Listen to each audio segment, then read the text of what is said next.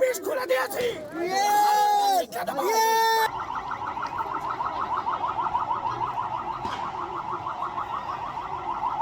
আমরা বিশ্বাস করি যে চলমান যে গণতান্ত্রিক আন্দোলন চলছে, এই আন্দোলনে ছাত্র দল, যুব দল এবং এদেশের সাধারণ মানুষের ঐক্যবদ্ধ আন্দোলন চলছে।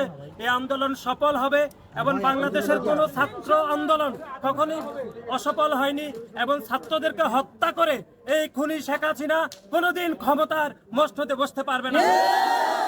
এই খুনি শেখ হাসিনা সরকার এই গণতান্ত্রিক এই ছাত্র আন্দোলনের মাধ্যমে বিদায় নেবে বলে আমরা বিশ্বাস করি।